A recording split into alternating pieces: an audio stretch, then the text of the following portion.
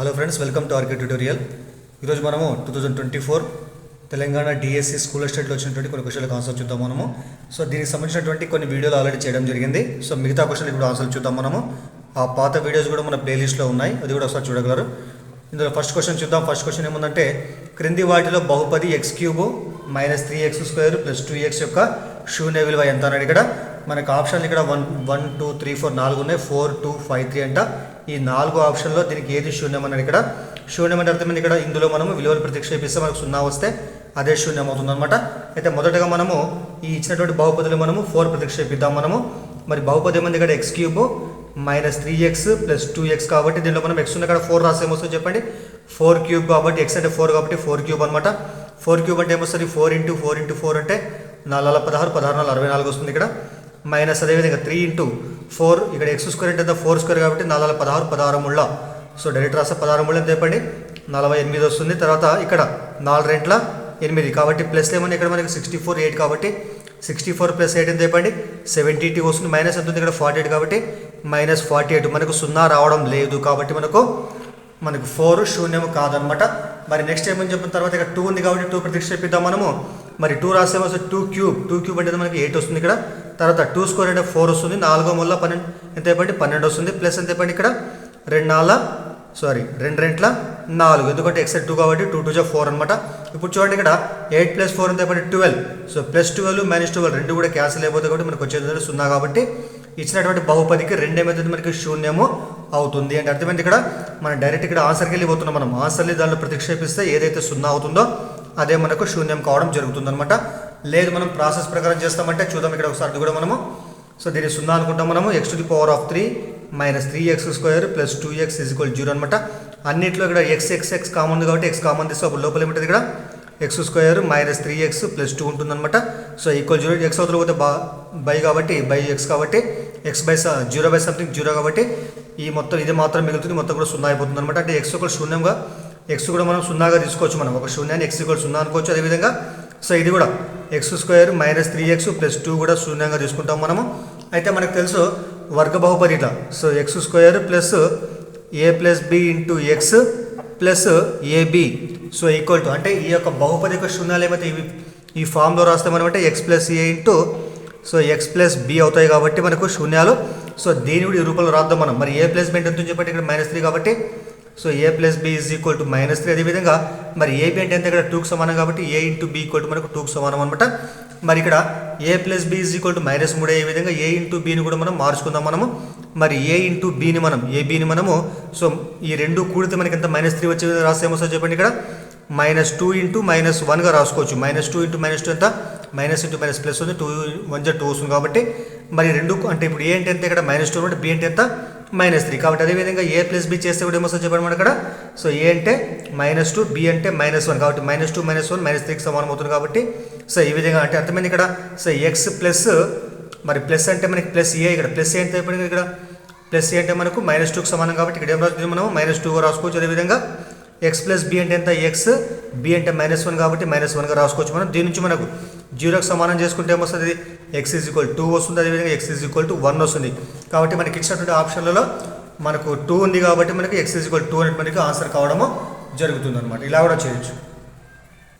తర్వాత second question చూద్దాం. Second question ఏమంటే, so A of 5,7 B of M, C of 1,2 మరియు D ఆఫ్ 4,6లో సమాంతర చతుర్భుజ శీర్షాలు అయితే 3m + 2n/2m - n యొక్క విలువ ఎంత అన్నాడు ఇక్కడ. అయితే చూడండి ఇక్కడ పటం గీసిన మీకు ఆల్రెడీ ఇక్కడ నేను ఇది ఒక సమాంతర చతుర్భుజం అనుకుంటే A అంటే 5,7 B అంటే M, N C అంటే 1,2 D అంటే 4,6 అనుకున్నాం మనం. అయితే ఎప్పుడైనా గుర్తుపెట్టుకోండి సమాంతర చతుర్భుజంలో ఈ కర్ణాలు అనమాట. కర్ణాలు ఎప్పుడన్నా మనకు సో ఒక బిందువు వద్ద సమద్వికరణం చేసుకుంటాయి. ఇక్కడ ఏర్పడేటువంటి సో ఏసీ కర్ణం యొక్క మధ్య బిందువు ఏదైతే ఉంటుందో సో బీడీ కర్ణం యొక్క మధ్య బిందువు రెండు కూడా సమానంగా ఉంటాయి అర్థమైంది ఇక్కడ. సో ఏసీ యొక్క మధ్య బిందువు బీడీ యొక్క మధ్య బిందువులు సమానము కాబట్టి సో దాన్ని కంపేర్ చేసుకుంటే మనకు ఆటోమేటిక్గా మనకు M, N విలువలు వస్తాయి. దాని తర్వాత మనం దీనిలో ప్రతిక్షేపిస్తే మనకు ఆన్సర్ వస్తుంది అనమాట.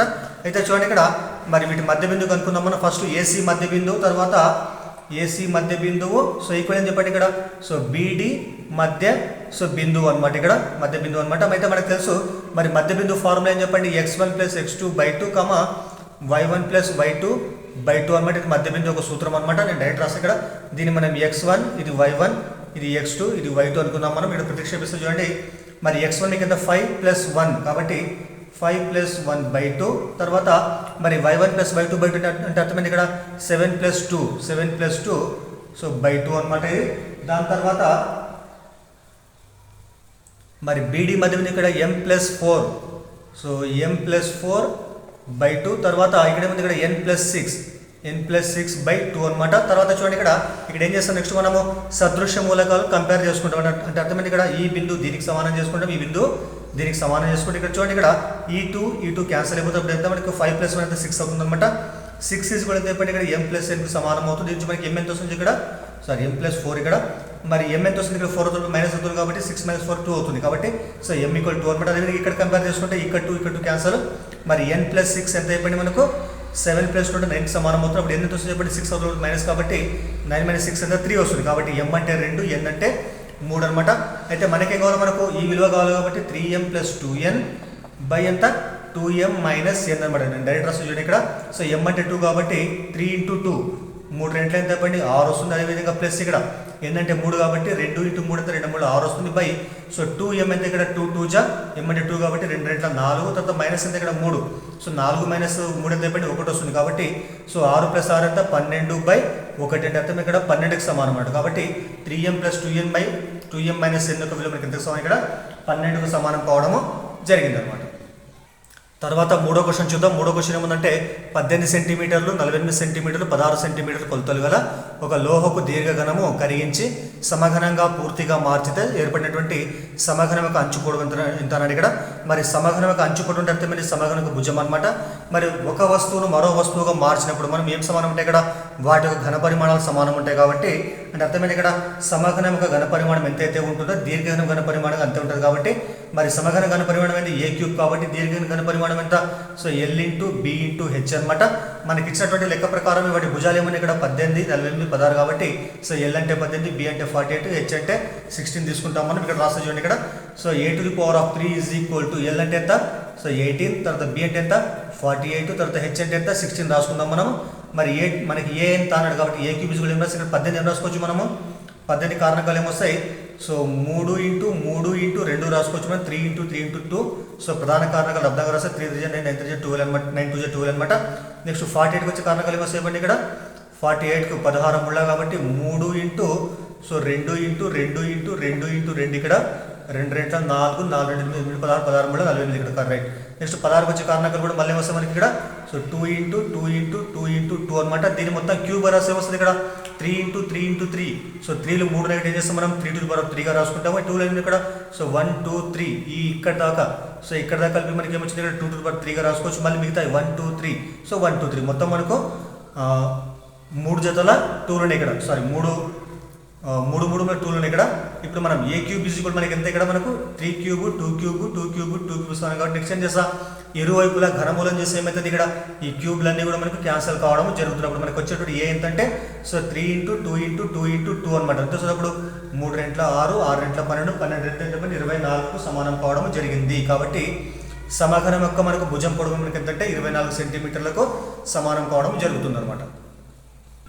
తర్వాత 4th క్వశ్చన్ చూద్దాం. 4th ఏముంది ఇక్కడ సంఖ్య 32642a4ను 9 నిశ్శేషంగా భాగిస్తే ఏ విలువ ఎంత ఇక్కడ. మరి గుర్తుపెట్టుకోండి ఏదైనా ఒక సంఖ్య 9చే భాగించబడాలంటే ఏం కావాలా ఆ సంఖ్యలో ఉన్నటువంటి అంకెల మొత్తం కూడా ఖచ్చితంగా మనకు 9 చేత భాగించబడాలి. అంటే ఈ అంకెలు మొత్తం కలిపితే వచ్చే విలువ ఏం కావాలి మనకు 9 యొక్క గుణిజం కావాలి లేకుంటే 9 చేత భాగించబడాలి. లేకుంటే ఇవన్నీ వీటి యొక్క అంకమూలం అంటే అర్థమైంది ప్రతిసారి కలుపుతూ పోతే మనం చివరిగా మనకు ఒక అంకెగా వచ్చినప్పుడు మనకు అది కూడా మనకు 9 రావాలి. అప్పుడు మనకి ఏమవుతుంది అది 9తో భాగించబడుతుంది. ఫస్ట్ ఇవన్నీ కలిపి చూద్దాం మనము.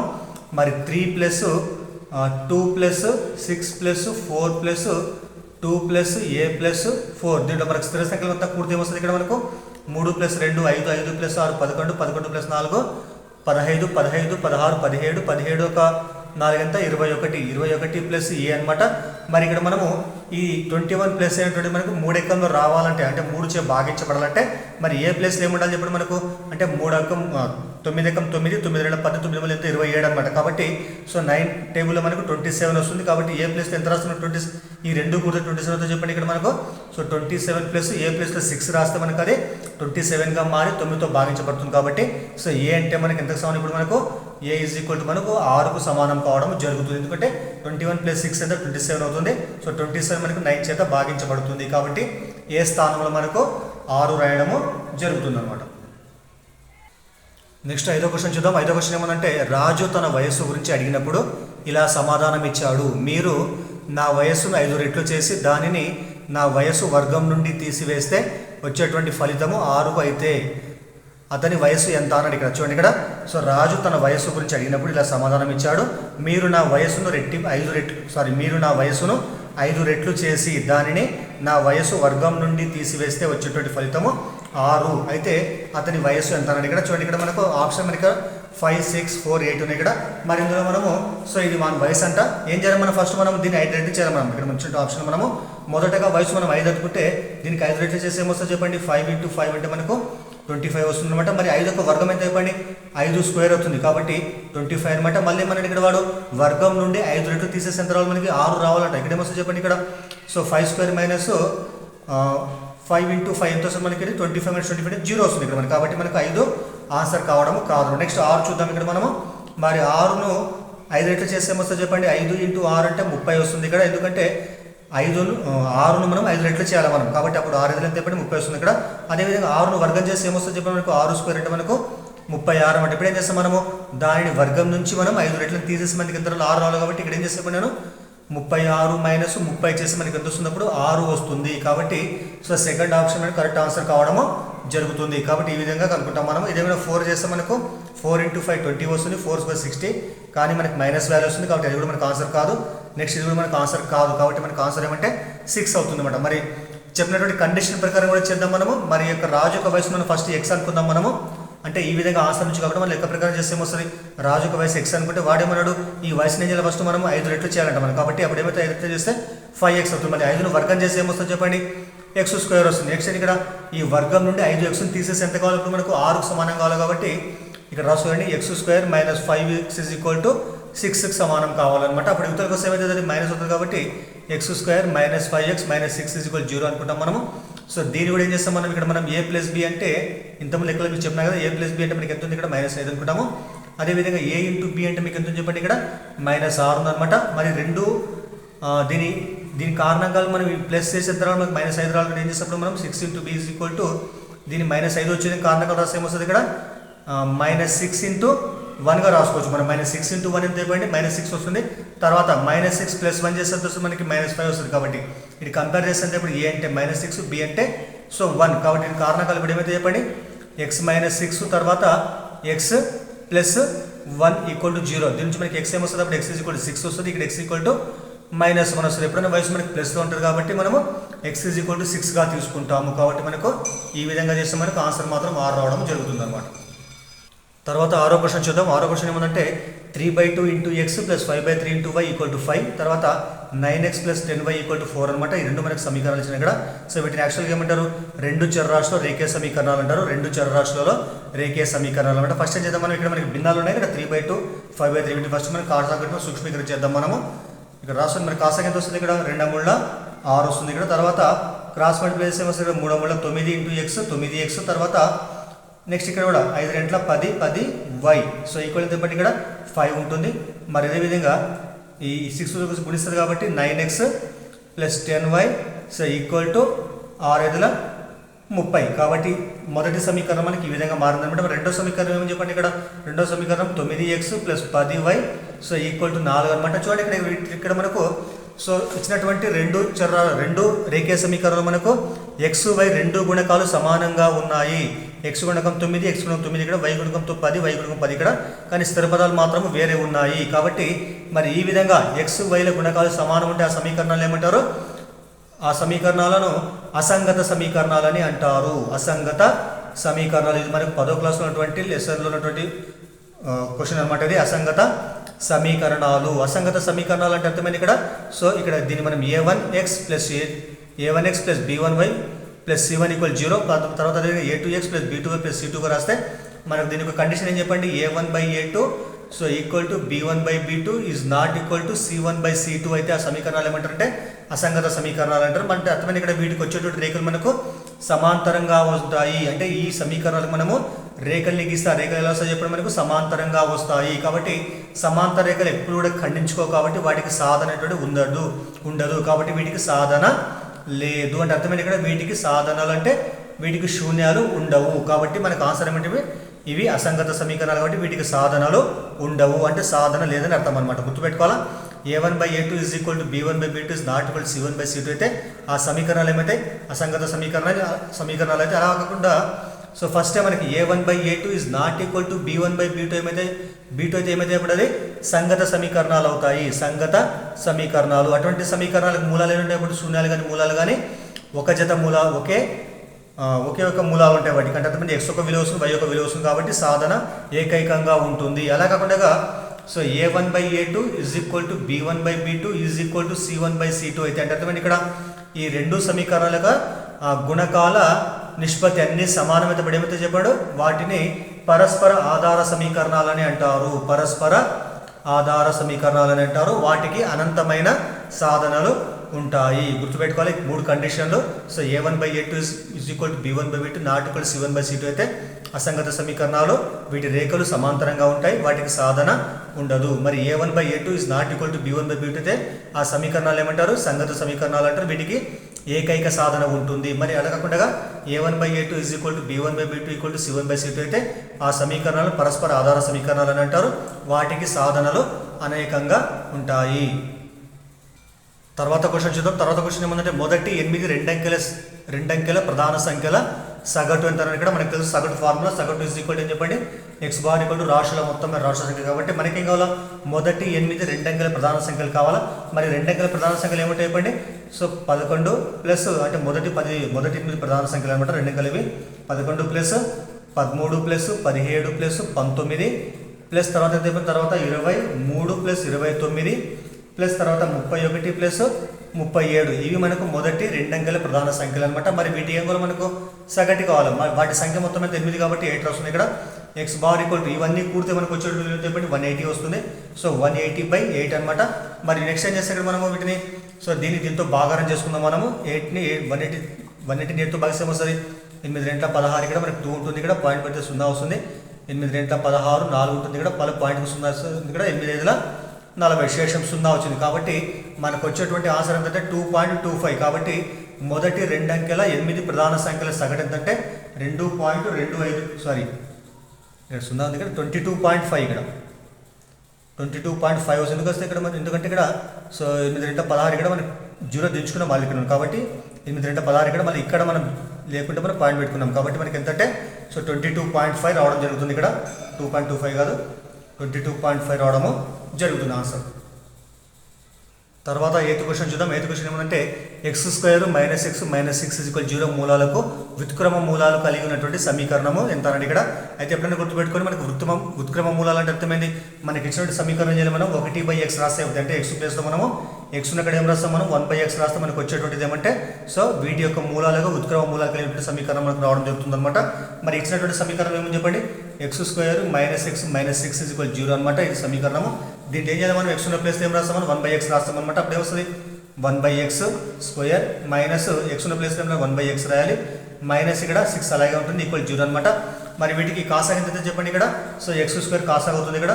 తర్వాత మరి ఇక్కడ x²తో భాగిస్తే ఏమొస్తుంది 1 వస్తుంది కాబట్టి 1 ఇక్కడ మైనస్ ఇక్కడ x తో భాగిస్తే ఏమొస్తుంది x వస్తుంది ఇక్కడ మైనస్ ఇక్కడ 1తో మనం x² భాగిస్తే x² వస్తుంది కాబట్టి -6 × x² = 0 అనమాట. మరి x² సంథింగ్ ఎంత 0 సంథింగ్ ఇంత మొత్తం 0 అవుతుంది కాబట్టి మనకు వచ్చే ఆన్సర్ ఏంటంటే 1 - x - 6x². So equal to x² × 0 అంటే 0 వస్తుంది అనమాట. మరి ఇవన్నీ ఇది ప్లస్గా మారంటే ఏం చేసి పంపిస్తాం మనం. అప్పుడు ఏమైతే దీని యొక్క గుర్తులు మారుస్తే ఏమైతే మనకు 6x² + x - 1 = 0గా మారడం జరుగుతుంది. కాబట్టి x² - x - 6 0 అయినప్పుడు వీటి యొక్క మూలాలకు ఉత్క్రమ మూలాలు కలిగినటువంటి సమీకరణం మనకి ఏం సమానం అంటే 6x² + x - 1 = 0కు సమానం కావడము జరిగిందనమాట. తర్వాత 9th క్వశ్చన్ చూద్దాం. 9th ఏముందంటే ప్రధాన మొత్తము p, వడ్డీ రేటు 6% మరియు సాధారణ వడ్డీ s, చక్రవడ్డీ c, కాలము t అనుకుంటే క్రింది వాటిలో సరైన వివరణ ఇక్కడ మరి చూడండి ఇక్కడ సి అంటే ఏంటి ఇక్కడ చక్రవడ్డీ అంట మరి ఎస్ అంటే ఏం చెప్పండి ఇక్కడ సాధారణ వడ్డీ అంట మరి ఇక్కడ మొత్తం అంటే ఇక్కడ మనకు అసలు అనమాట అసలు పి ఇచ్చినాడు ఇక్కడ వడ్డీ రేట్ ఆర్ ఇచ్చినాడు ఇక్కడ కాలం మొత్తం టీ ఇచ్చినాడు ఇక్కడ మరి ఈ విధంగా ఇచ్చినప్పుడు దీంట్లో ఏది సత్యమని ఇక్కడ ఎప్పుడైనా గుర్తుపెట్టుకోండి సో మనకు పి అసలు ఆరు వడ్డీ రేటు టీ కాలం అనేవి ఎప్పుడైనా కానీ మనకు సో చక్రవడ్డీ సాధారణ వడ్డీ కూడా కంటే కూడా ఎక్కువ ఉంటుంది కాబట్టి మనకు మొదటిది సత్యం అవుతుంది గుర్తుపెట్టుకోవాలా సమాన మొత్తము సమాన వడ్డీ రేటు సమాన కాలంలో ఉన్నప్పుడు చక్రవడ్డీ సాధారణ వడ్డీ కంటే ఎప్పుడు కూడా ఎక్కువ ఉంటుంది కాబట్టి మనకు C is greater than S అవుతుంది అనమాట అదేవిధంగా కాలం మనం ఒక సంవత్సరం తీసుకున్నట్లయితే ఒక సంవత్సరానికి మాత్రం తీసుకున్నట్లయితే చక్రవడ్డీ సాధారణ వడ్డీకి సమానంగా ఉంటుంది కాబట్టి ఇది కూడా మనకు సత్యం కావడం జరుగుతుంది కానీ కాలం ఒక సంవత్సరమైనా ఎంత తీసుకున్నా మనం ఖచ్చితంగా మనకు చక్రవడ్డీ సాధారణ వడ్డీ కంటే ఎప్పుడు కూడా తక్కువగా ఉండదు కాబట్టి మనకి సి మనకు మనకి థర్డ్ మనకు ఎప్పుడు కూడా మనకు రాంగ్ అవడం జరుగుతుంది కాబట్టి మనకి ఇక్కడ కరెక్ట్ అంటే ఆన్సర్ ఏమంటే ఇక్కడ C is greater than S అదేవిధంగా C is equal to S అవుతుంది ఎప్పుడు సి ఈజ్ ఈక్వల్ ఎస్ అవుతుంది చెప్పండి ఇక్కడ ఒక సంవత్సరం కాలానికి మాత్రం ఖచ్చితంగా మనకు చక్రవడ్డీ సాధారణ వడ్డీ రెండు కూడా సమానంగా ఉంటాయి అలా కాకుండా ఒకటి కంటే ఎక్కువ సంవత్సరాలు తీసుకున్నప్పుడు మనం ఒకటి కంటే ఎక్కువ సంవత్సరాలు తీసుకుంటే మనకి ఏమంటే ఖచ్చితంగా మనకు చక్రవడ్డీ ఎక్కువగా ఉంటుంది సాధారణ వడ్డీ తక్కువగా ఉంటుంది కాబట్టి ఈ రెండు కూడా సరైన స్టేట్మెంట్ అవుతాయి కానీ మనకు థర్డ్ మనకు సరైన స్టేట్మెంట్ కావడం జరగదన్నమాట సో తర్వాత 10వ క్వశ్చన్ చూడండి 10వ క్వశ్చన్ ఏమంటే √0.00001225 బై √0.00002304 అనమాట వీటి యొక్క వాల్యూ ఎంత ఇక్కడ అయితే గమనించండి ఇక్కడ ఇప్పుడు చూడండి ఇక్కడ మనకు ఇక్కడ రూట్లో మనకు లవహారాలు ఉన్నాయి ఇక్కడ అయితే సో పైన దశాంశ భిన్నం కింద దశాంశ భిన్నం ఇక్కడ గుర్తుపెట్టుకోండి ఇక్కడ దశాంశ భిన్నాల తర్వాత మనకు రెండింటిలో కూడా స్థానం వాటి యొక్క దశాంశ భిన్నాల సంఖ్య సమానంగా ఉందంటే అర్థమైంది ఇక్కడ పాయింట్ తర్వాత మనకు 1 2 3 4 5 6 7 8 ఇక్కడ కూడా మనకి ఏముంది ఇక్కడ 1 2 3 4 5 6 7 8 కాబట్టి డైరెక్ట్ ఏం చేస్తాం మనము ఈ పాయింట్ రెండు కూడా తీసేస్తాం మనం తీసేసినప్పుడు ఏమొస్తుంది మనకు రూట్ ఆఫ్ ఈ జీరోస్ మొత్తం వదిలిపెట్టేసి మనకి ఏముంటుందంటే ఇక్కడ మనకు ఆన్సర్లో మనకు విలువల్లో ఇక్కడ మనకు సో 1225 ఉంటుంది అదేవిధంగా బై మనకి ఎంత 2304 ఉండడం జరుగుతుంది ఇక్కడ ఎందుకోసం అంటే రెండిట్లో కూడా మనకు లాస్ట్లో అన్ని పాయింట్లు ఉన్నాయి అన్ని సున్నాలు ఉన్నాయి ఇక్కడ ఏముంది ఇక్కడ అన్నిట్లో కూడా మనకు పాయింట్ తర్వాత మనకు అంకెల విలువ అన్ని కూడా సమానంగా ఉన్నాయంటే అర్థమైంది ఇక్కడ పాయింట్ తర్వాత మనకు 1 2 3 4 8 విలువలు ఇక్కడ కూడా 8 కాబట్టి ఏమైతే డైరెక్ట్గా మనం పాయింట్ తొలగించవచ్చు మనం అప్పుడు ఏమవుతుంది మనకు 1225/2304 మిగులుతుంది అనమాట ఇక్కడ సో మరి 1225 వర్గమూలం ఎంత అయితే 35కి సమానం కావడం జరుగుతుంది అదేవిధంగా 2304 వర్గమూలం ఎంత మొత్తం ఇది 48కి సమానం కావడం జరుగుతుంది కాబట్టి మనకు ఆన్సర్ ఎంత అంటే 35/48 కావడము జరిగిందనమాట తర్వాత క్వశ్చన్ చూద్దాం తర్వాత క్వశ్చన్ ఏమంటే వరుస డిస్కౌంట్లు 15% మరియు 20%లకు సమానమైనటువంటి డిస్కౌంట్ ఎంత అని ఇక్కడ చూడండి ఇక్కడ మరి ఒక వస్తువు పైన మొదటిసారి 10% రెండోసారి 20% డిస్కౌంట్ ఇచ్చినట్లయితే మొత్తం మీద డిస్కౌంట్ ఎంత అంటే ఇక్కడ మనకు 15 + 20 35 కాదనమాట అప్పుడు ఏం చేస్తాం మనం మొదటి డిస్కౌంట్ మనము D1 అనుకున్నాము D1 = 15 అనమాట మరి రెండో డిస్కౌంట్ అయితే ఇక్కడ 20% అనమాట D2 అనుకున్నాము దాన్ని మనము సో D2 కు 20% అనమాట ఈ విధంగా మనకు డిస్కౌంట్ వరుసగా ఇచ్చినప్పుడు మొత్తం మీద ఓవరాల్ డిస్కౌంట్ ఎంత దానికి సూత్రం ఏంటంటే సో క్యాపిటల్ D = అంటే మొత్తం మీద ఓవరాల్ డిస్కౌంట్ = ఫార్ములా ఏమంటే so D1 + D2 minus D1 × D2 / 100 ఈ సూత్రం ప్రకారం చేస్తే మనకి మొత్తం మీద ఓవరాల్గా డిస్కౌంట్ రావడం జరుగుతుంది అనమాట మరి దీని నుంచి మనకి ఓవరాల్ డిస్కౌంట్ D = మరి D1 అంటే మీకు ఎంత చెప్పండి ఇక్కడ 15% కాబట్టి 15 + D2 అంటే 20 15 + 20 మైనస్ ఎంత చెప్పండి ఇక్కడ D1 × D2 కాబట్టి 15 × 20 బై ఎంత చెప్పండి ఇక్కడ 100 తీసుకుంటాం మనం క్యాన్సల్ చేద్దాం మనము సో 20 ఎక్కం 20 5ల మళ్ళీ 5 ఎక్కం 5 సో 3ల ఇక్కడ అప్పుడు ఏమొస్తుంది చెప్పండి D = మనకు 15 + 20 35 వస్తుంది 35 మైనస్ ఎంత ఇక్కడ 3 ఉంది ఇక్కడ 3 అనమాట సో మొత్తం మీద ఓవరాల్ మనకి ఎంత 35 - 3 ఎంత ఇక్కడ 32% కాబట్టి ఓవరాల్ మనకి డిస్కౌంట్ ఎంత 32%కి సమానం కావడము జరిగిందనమాట కాబట్టి 15% 20% డిస్కౌంట్ ఇచ్చినట్లయితే మనకు ఓవరాల్ డిస్కౌంట్ ఎంత 32%.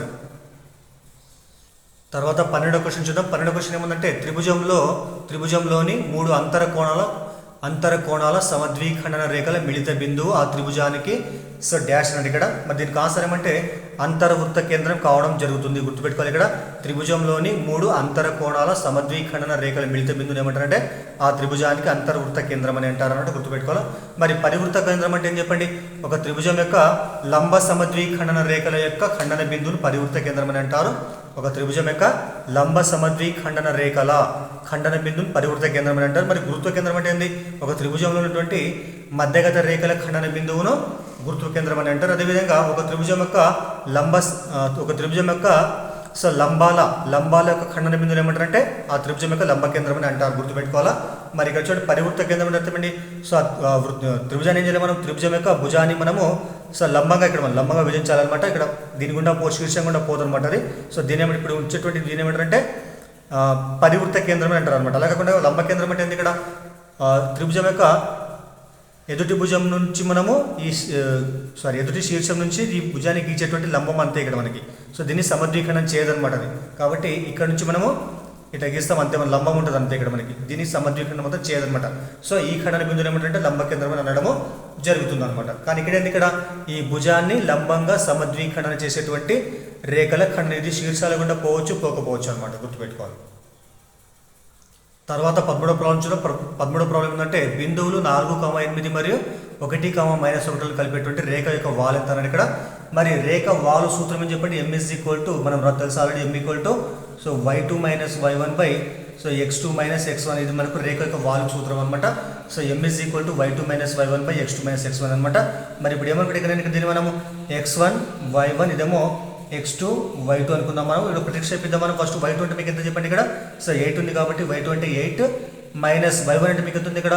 సో -1 కాబట్టి -1 ఇక్కడ బై ఎంత ఇక్కడ. సో x2 అంటే ఎంత ఇక్కడ. సో 4 ఉంది. 4 మైనస్ x1 ఎంత చెప్పండి ఇక్కడ 1 ఉంది కాబట్టి 1 ఇక్కడ. ఇంకా చూడండి ఇక్కడ. సో 8 -2 - ప్లస్ అది కాబట్టి 8 + 1 ఎంత 9/4 - 1 ఎంత 3 అవుతుంది అనమాట. కాబట్టి క్యాన్సిల్ చేస్తే 3 ఎక్కం 3 ముళ్ళ. కాబట్టి మనకు వాల్ ఎంత సమానం ఇక్కడ మనకు 3కు సమానం కావడము జరిగింది అనమాట. తర్వాత క్వశ్చన్ చూడండి, 14 క్వశ్చన్ ఏమంటే x + 2y - 6 = 0 మరియు 2x + y - 2 = 0 ఖండన బిందువు గుండా వెళ్తూ y అక్షానికి సమాంతరంగా ఉన్నటువంటి రేఖా సమీకరణం ఎంత అని ఇక్కడ మనకి ఇచ్చినటువంటి సమీకరణాలు ఉన్నాయి ఇక్కడ. సో x + 2y - 6 = 0, అదేవిధంగా 2x + y - 2 = 0 అనమాట. ఈ రెండు కూడా ఖండించుకుంటే ఆ ఖండన బిందువు గుండా వెళుతూ అదేవిధంగా y అక్షానికి సమాంతరంగా ఉన్నటువంటి రేఖా సమీకరణం ఎంత అన్నాడు. మరి y అక్షానికి సమాంతరమైన రేఖా సమీకరణం ఏం చెప్పండి, x = k గా రాస్తాము. అంటే అర్థమైంది ఇక్కడ y అక్షానికి సమాంతరంగా ఉండే అందుకు ఆ రేఖ పైన y యొక్క నిరూపకం ఉండదు కాబట్టి y = 0గా తీసుకుంటాం మనం. y = 0 అంటే అర్థమైంది x = k గా తీసుకుంటాం అంటే మనం. అయితే ఫస్ట్ ఏం చేద్దాం, మనం ఈ రెండు యొక్క ఖండన బిందువు కాబట్టి ఈ రెండు సమీకరణాలు ఖండన బిందువు కనుక్కుందాం. అంటే అర్థమైంది ఇక్కడ xy కనుక్కుంటాం మనం. ఇక్కడ రాసి చూడండి ఇక్కడ. సో x + 2y - 6 = 0, అదేవిధంగా సో 2x + y - 2 = 0 తీసుకుంటాము. అయితే దీంట్లో మనకి ఏం కావాలి, ఫస్ట్ x విలువ కంటే ఏం చేస్తాం మనం, x కోసం ఫస్ట్ మనము సో x అని రాసేసి సో మనకి x ఫస్ట్ విలువ రాద్దాం మనము. x రాసుకున్న తర్వాత నెక్స్ట్ ఏం చేస్తాం, x వదిలిపెట్టేసి ఈ y గుణకము తర్వాత స్థిరపదం రెండు కూడా గుణిస్తాం మనం. అప్పుడు ఏమొస్తుంది ఇక్కడ మనకు 2 × -2 2 2 అయితే -4 వస్తుంది ఇక్కడ. నెక్స్ట్ మైనస్ ఇక్కడ నెక్స్ట్ ఏం చేస్తాం ఇట్లా అనమాట, -6 × 1 -6 × 1 ఎంత చెప్పండి ఇక్కడ -6 ఇక్కడ. కాబట్టి చూడండి ఇక్కడ. సో x కోసం ఏం చేస్తాం మనము, y యొక్క గుణకము తర్వాత స్థిరపదం ఇక్కడ రెండో స్థిరపదం అనమాట. సో 2 × -2 -4 తర్వాత మైనస్ రాస్తాం ఇక్కడ. తర్వాత నెక్స్ట్ ఏం చేస్తాము ఇక్కడ ఇట్లా అనమాట, -6 × రెండో y యొక్క గుణకం అనమాట. -6 × 1 వస్తుంది ఇక్కడ -6 కాబట్టి -6 రాసిన ఇక్కడ. తర్వాత y కోసం ఏం చేస్తాం, y ఇలా వదిలిపెట్టేసి ఇక్కడ నుంచి వస్తాయి ఇక్కడ మనం. సో -6 × 2 -6 × 2 ఎంత చెప్పండి -12 తర్వాత మైనస్ రాసి మళ్ళీ ఇట్లా వస్తుంది ఇప్పుడు మనం. సో x గుణకం 1 కాబట్టి 1 × -2 కాబట్టి -2 వస్తుంది ఇక్కడ. తర్వాత సో = 1 స్థిరపదం అంటే ఏం చేస్తాం 1 రాసుకుంటాము. తర్వాత ఇది వదిలిపెట్టేసి నెక్స్ట్ ఏం చేస్తాం మళ్ళీ ఇలా వస్తాం అన్నమాట మనం. సో x గుణకం 1 y గుణకం 1 కాబట్టి 1 × 1 సో 1 వస్తుంది. నెక్స్ట్ మైనస్ ఇక్కడ 2 × 4 ఇదనమాట ఇది. ఇప్పుడు ఏమొస్తుంది చూడండి ఇక్కడ మళ్ళీ రాద్దాం ఇక్కడ. x సో -4 -2 +6 అనమాట. కాబట్టి +6 - 4 2 వస్తుంది ఇక్కడ. అదేవిధంగా సో y ఏమొస్తుంది ఇక్కడ, y ఏమొస్తుంది ఇక్కడ -12 -2 ప్లస్ అనమాట. సో -12 + 2 ఎంత -10 వస్తుంది ఇక్కడ. సో ఈక్వల్ ఇక్కడ 1 ఏమొస్తుంది ఇక్కడ 1/1 - 4 ఎంత -3 వస్తుంది. నెక్స్ట్ ఏం చేస్తాం ఇక్కడ మనము, సో x = -1/3 x/2 మనము -1/3 సమానం చేసుకుంటాం. అప్పుడు ఏమొస్తుంది మనకి x సో 2 × -1 -2/3 అనమాట. దీని నుంచి y ఏమొస్తుంది మనకు, సో y/-10 సో -1/3 ఇక్కడ -2 ప్లస్ అవుతుంది. అప్పుడు y ఏమొస్తుంది చెప్పండి -10 × -1 10/3 అనమాట. కాబట్టి x అంటే మనకి ఎంత -2/3, y అంటే ఇక్కడ 10/3 అనమాట. కానీ మనకేం కావాలి, మనకు yకి సమాంతరంగా ఉన్నటువంటి సమీకరణం కావాలి కాబట్టి మనకు సమీకరణ సూత్రం ఏంది, సో x = k గా తీసుకుంటాం. కాబట్టి మనకు వచ్చిన x విలువలు మాత్రమే లెక్కలోకి తీసుకుంటాం. కాబట్టి x కూడా మనకి ఎంత వచ్చింది చెప్పండి ఇక్కడ -2/3 వచ్చింది. సూక్ష్మీకరిస్తే ఏమొస్తుంది 3 × x 3x -2 కోసం +2 కాబట్టి 3x + 2 = 0కు సమానం కావడం జరిగింది. కాబట్టి ఈ సమీకరణం ఏమవుతుందంటే y అక్షానికి సమాంతరంగా ఉంటూ ఇచ్చినటువంటి రేఖల యొక్క ఖండన బిందువు గుండా వెళ్ళేటువంటి సమీకరణం కావడము జరుగుతుంది అనమాట.